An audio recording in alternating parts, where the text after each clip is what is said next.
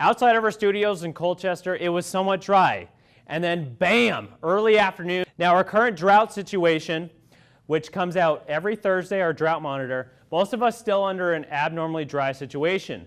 But the Northeast Kingdom and Northern New Hampshire back to average. That's great news thanks to all the rain we've been getting this month. Now on a more serious note, Friday afternoon through this upcoming weekend, the National Weather Service has issued a flash flood watch for northern New York and much of Vermont. Talk about a hot, hazy, and humid Thursday. I'll take you outside for a second here thanks to our Twin State Ford Skycam. Friday night into this weekend, that rain continues on and off, heavy at times. Again, when it rains, it pours, and it certainly will do that over this weekend. Saturday right now is trending more wet than your Sunday, so that's the good news for the Wings Over Vermont show happening this weekend in Burlington. The sunset for Tuesday night setting up very peachy, very inviting out there. It's gorgeous, a lot of orangey colors forming. A light northerly breeze kicking out, and temperatures are now falling into the 70s finally. For highs today, we made it well into the 70s for a lot of us, low 80s. 80 in St. Johnsbury, 83 in Burlington, and 82 over in Middlebury.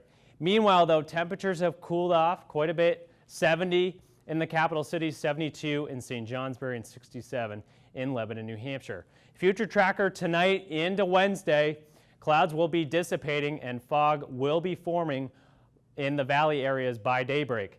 We start off Wednesday comfortably in the 50s east of the Greens and low to mid 60s in northern New York and the Champlain Valley.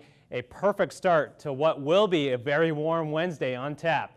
Clouds will be filtering throughout the day on Wednesday. Can't rule out a high terrain spot shower or two.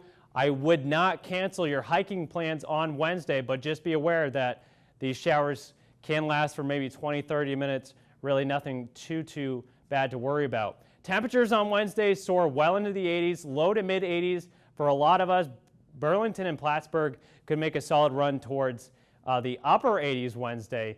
Meanwhile, future tracker Wednesday night into Thursday, those clouds will be dissipating. Another gorgeous night setting up on your Wednesday night into Thursday.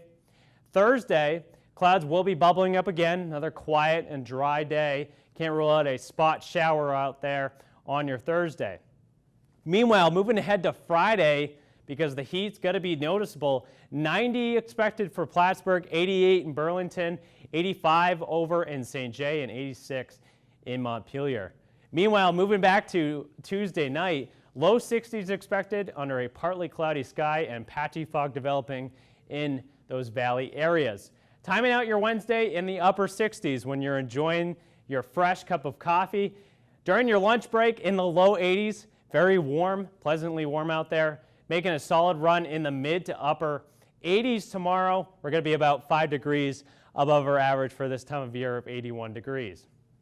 Looking ahead on your 7-day, Thursday and Friday, the heat and humidity will be noticeable, especially on Friday. We make 90 a real possibility. Thursday, we can't rule it out. Friday into Saturday, a cold front comes in, bringing with it showers and isolated thunderstorms, some that could be severe, so you're going to want to be weather aware Friday night into Saturday.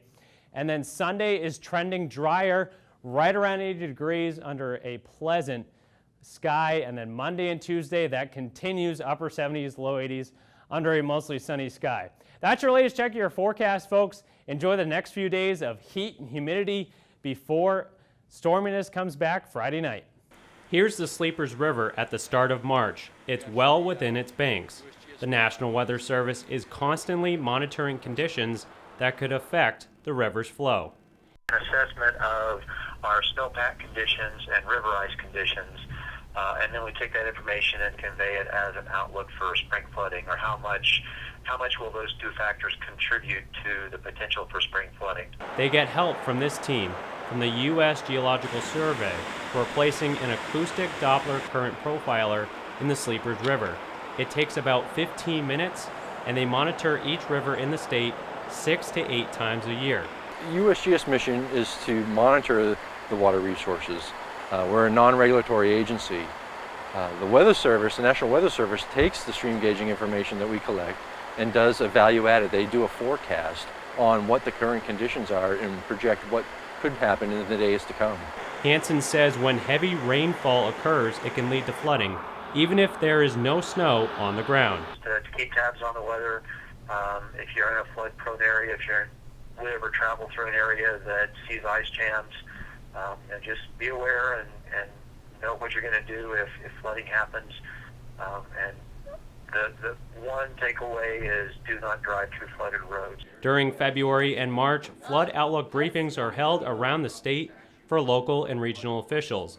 They suggest people who live in flood-prone areas prepare to be stranded and without power for a couple days. Prepare to be homebound for a couple of days by having what we call an emergency preparedness kit, but that's basically extra water, extra canned goods, battery-powered radio, can opener, maybe some over-the-counter medications, things that you'll need should you not be able to leave your home for a couple of days and you've lost power or other utility services. If you do leave your home, officials say be extra cautious in your car when flooding is underway.